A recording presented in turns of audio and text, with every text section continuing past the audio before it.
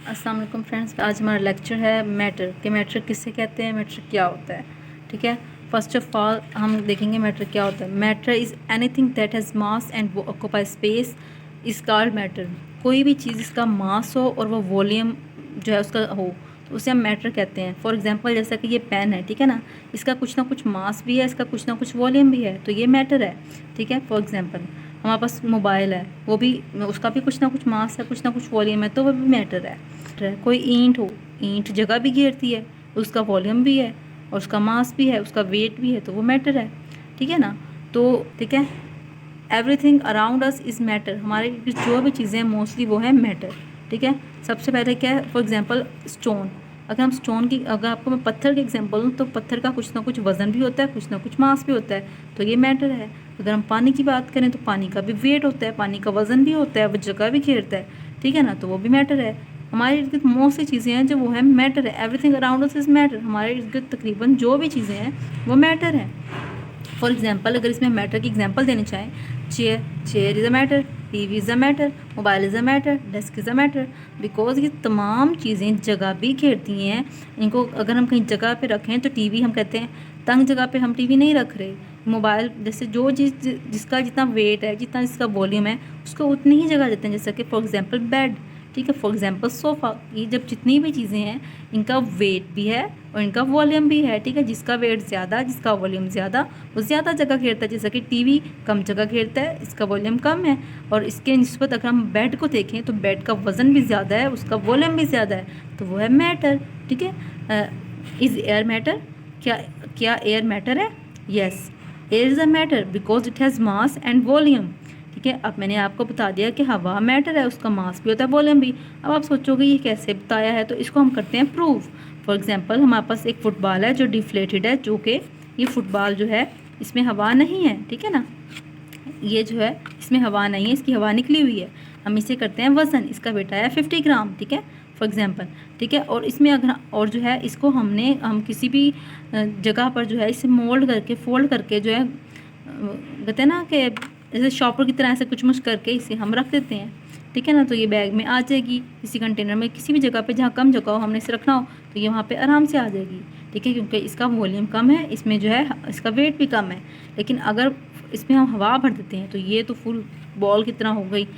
अब इसे हम इसे बैग में डालें या किसी भी जगह पे मोल्ड फोल्ड करके कम जगह पे रखना चाहें तो ये नहीं आएगी, क्योंकि अब इसका वॉल्यूम ज़्यादा हो गया है, और इसे दोबारा हम वेट करें तो इसका वेट भी ज़्यादा है। तो इसका मतलब क्या हुआ, एयर इज़ अ मैटर, क्योंकि हवा का मास भी है और वॉल्यूम भी है। क्योंकि इस फुटबॉल का मास भी कम था, वेट किया 50 ग्राम, तो ये वॉल्यूम भी कम था, ये कम जगह घेरा था। ठीक है, हम इसे किसी भी जगह रख सकते थे आराम से, और जब कोई बर्फ़ से हमने हवा भरी तो इसका वेट भी ज़्यादा हो गया और ये जगह पे भी ज़्यादा घेरा है। तो इससे हमें प्रूव हो गया, hence prove air has mass and it occupy space. इससे हमें ये प्रूव हुआ कि हवा मैटर है। ठीक है, तो things which are not matter. अब कोई चीज़ें हमारे इर्द गिर्द तकरीबन चीज़ें जो हैं वो मैटर हैं, जैसे कि दरवाज़ा हो, कोई भी चीज़ हो, most things around us matter. कोई स्टिक हो वो भी जगह घेरती है। ठीक है, बर्तन देख लो, एनीथिंग। ठीक है ना, तकरीबन मोस्ट चीज़ें जो हैं वो मैटर हैं। लेकिन जो चीज़ मैटर नहीं है वो क्या है, energy is not a matter. ठीक है, किसी भी फॉर्म की एनर्जी हो वो मैटर नहीं है। ठीक है, energy is not a matter, any form of energy is not a matter. ठीक है, एनर्जी की कोई भी फॉर्म हो, चाहे वो हीट एनर्जी हो, चाहे वो साउंड एनर्जी हो, चाहे वो लाइट एनर्जी हो, कोई भी फॉर्म ऑफ एनर्जी है वो मैटर नहीं है। Heat energy, sound energy, light energy and etcetera, जो भी एनर्जी की फॉर्म्स हैं वो मैटर नहीं है।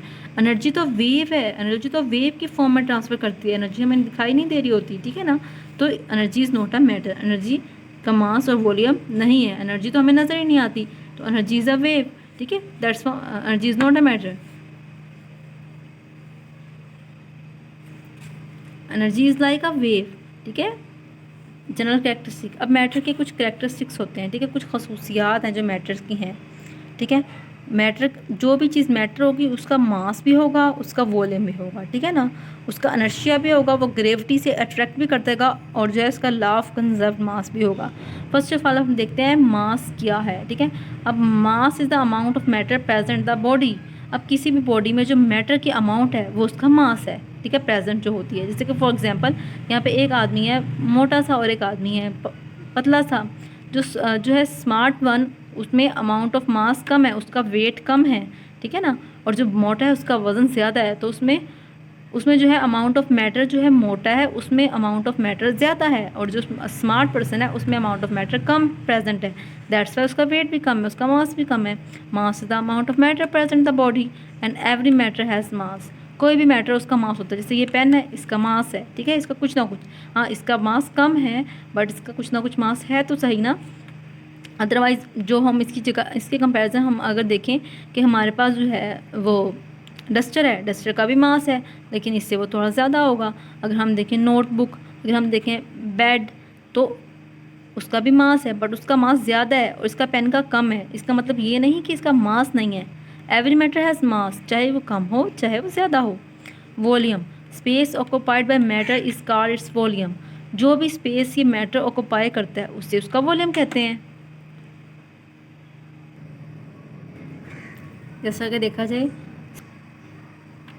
जैसा कि space occupied by matter is called its volume. जो भी स्पेस मैटर अगर घेरता है, लेता है, तो उससे उसका वॉल्यूम कहते हैं। जैसा कि अभी तस्बीह है, इसका भी कुछ ना कुछ वेट है और ये कुछ ना कुछ जगह घेरी है, तो ये इसका वॉल्यूम है, ठीक है, जितना एरिया। अब ये देखें, ये इसका वॉल्यूम है, ठीक है, और ये पेन है, ये इसका वॉल्यूम है। अब ये सब चीज़ें मास हैं और इनका वेट भी है और ये कुछ ना कुछ जगह घेरी है। ये ज़्यादा जगह घेर रहा है, ठीक है, ये उससे ज़्यादा जगह घेर रही है और ये भी ज़्यादा जगह अपने अकॉर्डिंग घेर रहे हैं, ठीक है। अगर इनके बरक्स हम ला दें टीवी को, तो टीवी ज़्यादा जगह घेरेगा, उसका मैटर, ठीक है, वो मैटर ऐसा मैटर है जिसका वॉल्यूम ज़्यादा है, ठीक है ना, ठीक है, तो वो ज़्यादा जगह घेरेगा, ठीक है। तो इससे हमें ये पता लगा every matter has mass and volume, ठीक है। Space occupied by matter is called its volume. जो भी जगह जो मैटर घेरता है वो उसका वॉल्यूम होता है, चाहे वो कम घेरे चाहे वो ज़्यादा घेरे। And every matter occupies space, और हर मैटर जगह घेरता है, ठीक है। इनर्शिया, इनर्शिया क्या है? Every matter has inertia. अब हर मैटर जो है इनर्शिया की प्रॉपर्टी रखता है। इनर्शिया ऐसी प्रॉपर्टी है, ऐसी टेंडेंसी है, किसी भी सब्सटेंस की ऐसी प्रॉपर्टी है जो अपनी स्टेट में रहने के लिए जो है ना ज़रूरी होती है। मतलब इनर्शिया ऐसी प्रॉपर्टी है किसी भी सब्सटेंस की जो उसकी अपनी स्टेट में रखने के लिए काम आती है, जैसा कि चाहे वो रेस्ट में हो चाहे वो मोशन में हो। जैसा कि ये पेन है, ये रेस्ट में पड़ा हुआ है, तो ये, ठीक है, इनर्शिया इसकी एक प्रॉपर्टी है, ये रेस्ट में रहता है, तो ये tendency of a substance to continue state, ठीक है। इनर्शिया क्या है? Tendency of a substance to continue state, ठीक है। अब ये every matter has inertia that is a tendency of a substance to continue state, ठीक है। अब कोई भी मैटर जो है वो अपनी उसमें उसकी प्रॉपर्टी होती है, इनर्शिया होता है उसमें। जैसा कि कोई भी, अब ये एक मैटर है, ये अपनी रेस्ट स्टेट में पड़ा हुआ है, तो ये इनर्शिया, ये प्रॉपर्टी है इसकी कि ये रेस्ट में ही रहना चाहता है, ठीक है।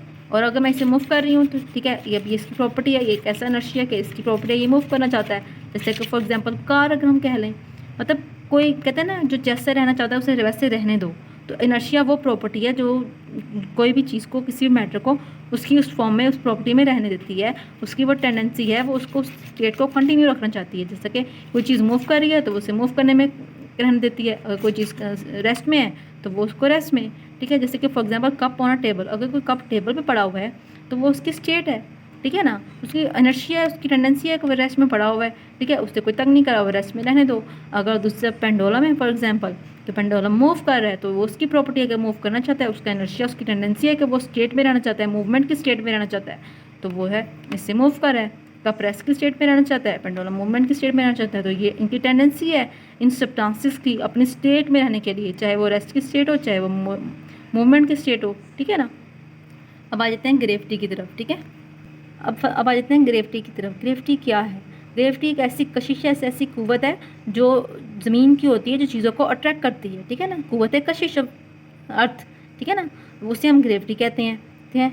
तो अब every matter is affected by gravity. Her matter जो है ग्रेविटी से जो है अफेक्टेड होता है, मतलब हर मैटर जो है ग्रेविटी से अट्रैक्ट होता है। जैसे कि अब मैं ये तस्वीर फेंकूँ नीचे, तो ये हवा में है, ठीक है। अब ये तस्वीर है, यहाँ से मैं फेंकूँ तो ये ग्रेविटी ने अट्रैक्ट किया है, ठीक है ना। मैंने तो कम डिस्टेंस से फेंकी क्योंकि मैं जिस तरह से, जिस पोजीशन में फ़िलहाल सिट हूँ तो उस अकॉर्डिंग, तो ये यहाँ से फेंकी तो ये ज़मीन पे गिरी, तो इसे ग्रेविटी ने अट्रैक्ट किया, चाहे वो पेन हो चाहे वो कार हो, एनीथिंग, कोई अब कार हो या कुछ भी हो जो हमने फ्री फॉर्म में ऊपर हमने रखी है, ठीक है ना, तो वो उससे ज़मीन अट्रैक्ट करेगी और नीचे आकर गिरेगी, तो इसे हम क्या कहते हैं? Gravity. Every matter is affected by gravity. अब हम इसे कैसे कह सकते हैं? हमने कहा कि हमारे इर्द गिर्द जो भी चीज़ है वो मैटर है, ठीक है, उसका कुछ ना कुछ मास है। वॉल्यूम में कोई भी जगह, कोई डस्टर हो, कोई पेन हो, कोई रजिस्टर हो, कोई गाड़ी हो, एनीथिंग, ठीक है, ये सब मैटर है। और ये अब हमने ये भी कहा मैटर जो है ग्रेविटी से अट्रैक्ट होते हैं, यानी मतलब ज़मीन इन्हें अपनी तरफ खींचती है। तो ठीक है, जब हम इसे हवा में उड़ाएंगे तो सब नीचे गिरेंगे, तो ये इसे ग्रेविटी कहते हैं। ठीक है, मैटर अफेक्टेड बाय ग्रेविटी, इसे हम कहते हैं। अब लॉ ऑफ कंजर्व मास, ठीक है, अब लॉ ऑफ कंजर्व मास ये है कि मैटर जो है ना कभी भी तबाह नहीं होता। ठीक है, वो अपनी फॉर्म को जरूर चेंज कर लेता है, it change from one form to another. ठीक है ना, जैसा कि अब हम फॉर एग्जांपल ये पेपर मेरे पास है, इसको अगर मैं जला दूँ, ये जो मेरे पास पेपर है इसे मैं जला दूँ अगर, तो ये जो है ये भी मैटर है, इसका भी कुछ ना कुछ वॉल्यूम कुछ ना कुछ मास तो है ना, तो ये भी तो मैटर है। लेकिन अगर मैं इसे जला देती हूँ, ठीक है ना, तो ये जो है जल जाएगा सारा। अब हमें लगेगा ये ख़त्म हो गया, बट ये ख़त्म नहीं हुआ। ये राख की फॉर्म में जो है हमारे पास राख है, उसका भी कुछ ना कुछ मास और वॉल्यूम होगा, तो वो भी तो मैटर हुई। तो ये राख की फॉर्म में हमारे पास आ गया। मतलब इससे कंफर्म हुआ कि मैटर जो है कभी डिस्ट्रॉय नहीं होता, वो अपनी फॉर्म चेंज कर लेता है। जैसा कि इसे हम कहते हैं law of conserve mass, law of conserve mass. ठीक है, अब ये है अब हम चलते हैं मैटर की जो है क्लासिफिकेशन की तरफ। मैटर फिजिकली क्लासिफाइड हुआ है 4 स्टेट में। ठीक है, solid state, liquid state, gas state and plasma. ठीक है ना, मतलब मैटर जो है ना इसका मतलब क्या हुआ, इसका मतलब ये है मैटर 4 स्टेट में एग्जिस्ट कर सकता है। मैटर जो चीज़ सॉलिड में है वो भी मैटर है, लिक्विड में भी मैटर है, गैस स्टेट में भी मैटर एग्जिस्ट कर सकता है, प्लाज्मा स्टेट में भी मैटर एग्जिस्ट कर सकता है। ठीक है ना, जैसे कि लिक्विड का भी मास वॉल्यूम है, सॉलिड का भी होता है, गैसेस का भी कुछ ना कुछ मास और वॉल्यूम होता है, इस तरह प्लाज्मा भी। ठीक है, तो इसे हम फिजिकली मैटर को क्लासीफाई करते हैं 4 स्टेट में। ठीक है, इससे हम कहते हैं 4 state of matter, matter in 4 state में एग्जिस्ट कर सकता है।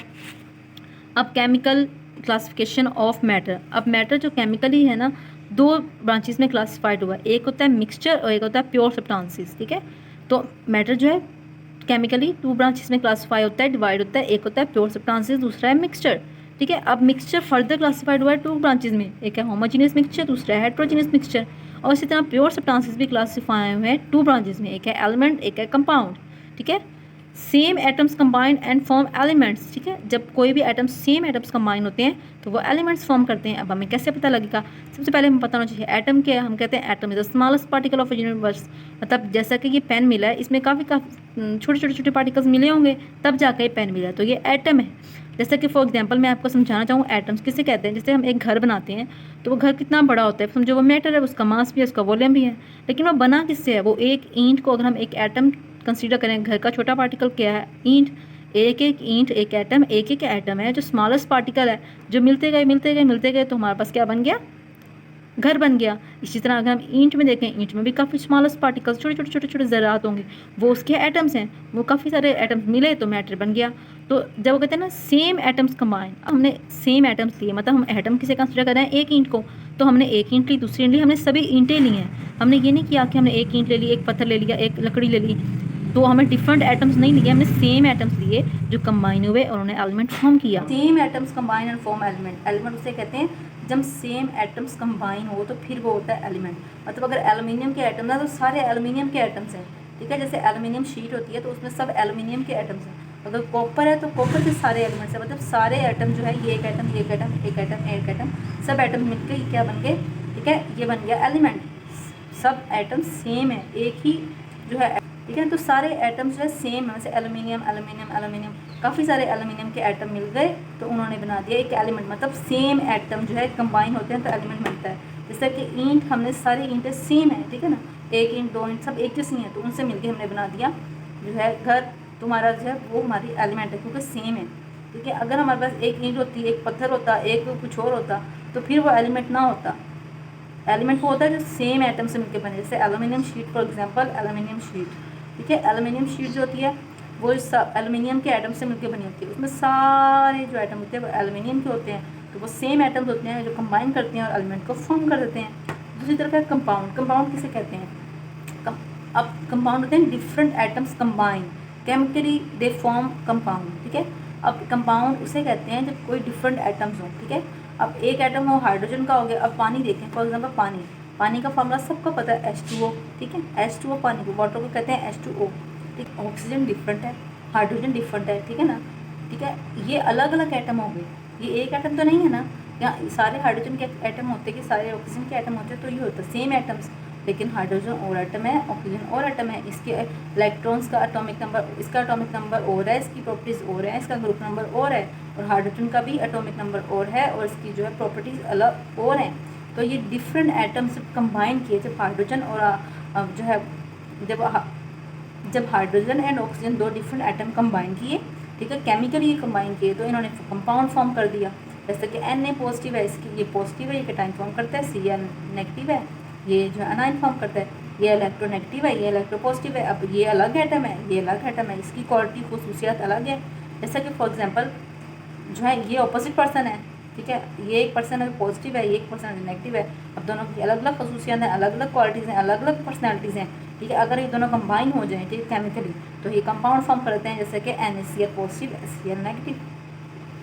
तो ये इसे हम कंपाउंड कहते हैं जब different atoms combine chemically together they form compound, ठीक है। अब मिक्सचर देखें, मिक्सचर है टू टाइप्स ऑफ मिक्सचर हैं, एक होता है होमोजेनियस मिक्सचर, एक होता है हेटेरोजेनियस मिक्सचर, ठीक है। अब वो कहता है if all the components of mixture, वो कहता है अगर किसी भी कंपोनेंट के तमाम जो है कंपोनेंट्स जो है, ठीक है, होमोजेनियस मिक्सचर क्या होता है, if all the components of mixture, अब किसी भी मिक्सचर के तमाम कंपोनेंट्स यूनिफॉर्मली, मतलब एक तरह से यकजा होकर, ठीक है ना, एक तरह से मिक्स हो जाएं, ठीक है, और वो उन्हें हम आसानी से सेपरेट ना कर सकें, वो इजीली सेपरेटेबल ना हो, तो हम उससे कहते हैं होमोजेनियस मिक्सचर, ठीक है।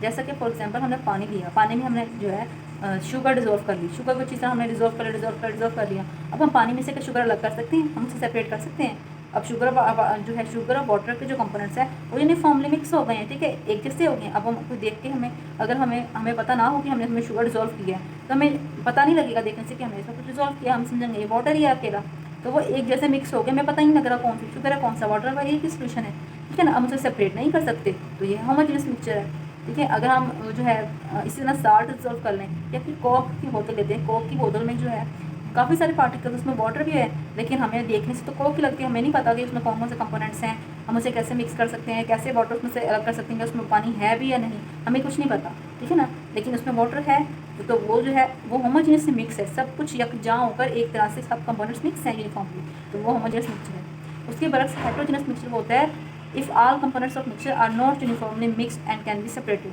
अब हेटेरोजेनियस मिक्सचर वो होता है अगर कोई मिक्सचर जिसमें तमाम कंपोनेंट्स जो है ना मिक्स नहीं हो अच्छे से, और वो आसानी से सेपरेट हो जाए। जैसा कि पानी में हमने अगर मैंने फेंक दी दालें, ठीक है, मूंग की दाल, कोई भी दाल, चने की दाल फेंक देंगे और चावल फेंक दें, अब देखें पानी को जितना मर्जी आप हिला लें, वो मिक्स तो नहीं हो रहे, ठीक है ना। आप उसमें से चावल भी अलग कर सकते हैं और जो दाल भी अलग कर सकते हैं, तो वो कंपोनेंट्स मिक्स नहीं हुए, हम उन्हें आसानी से सेपरेट कर सकते हैं, तो ये है हेटेरोजेनियस मिक्सचर, ठीक है। जैसा कि अगर हम ऑयल है, ऑयल की लेयर हमें वाज़ेह पानी में और ऑयल में ऑयल की लेयर जो है हमें वाज़ेह नज़र आ रही होती है, वो हेटेरोजेनियस है, वो इजीली मिक्स नहीं होती, ठीक है ना, और उसको प्रोसीजर्स के ज़रिए हम सेपरेट भी कर सकते हैं। तो ये था स्टूडेंट्स मेरा आज का लेक्चर, उम्मीद करती हूँ आपको पसंद आया होगा। अगर आपको अच्छा लगा है, मेरा लेक्चर समझ आई है, तो प्लीज़ चैनल को सब्सक्राइब ज़रूर कीजिएगा। मिलती हूँ नेक्स्ट वीडियो में। अल्लाह हाफ़िज़।